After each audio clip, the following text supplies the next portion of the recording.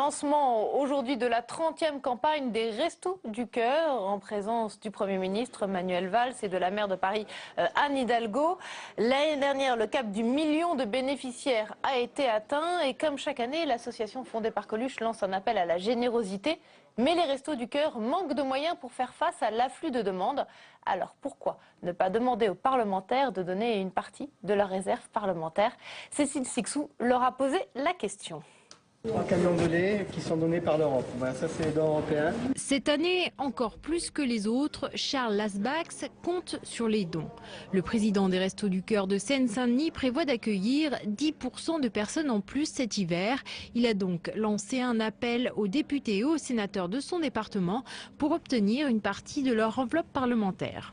On a effectivement pour l'instant aucun sénateur, mais on a environ 8 députés qui ont répondu de manière favorable avec des sommes pour la plupart supérieures à 10 000 euros. Je pense que les sénateurs, je ne sais pas s'ils dorment, on dit en train de sénateurs, mais les sénateurs, on n'a pas de réponse.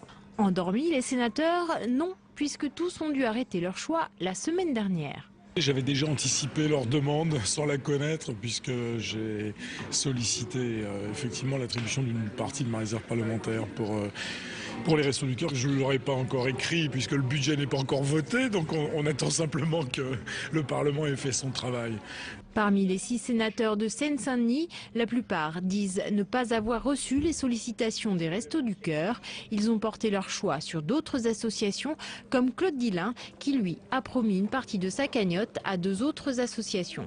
Nous avons un code de déontologie interne au groupe socialiste concernant la réserve parlementaire, tant qu'elle existe, qui dit qu'il ne faut pas donner aux associations mais seulement aux collectivités territoriales avec juste pour une petite partie de la réserve une petite dérogation pour 1 ou 2 associations. Claude Dillin ne ferme pas la porte aux Restos du Cœur pour l'année prochaine.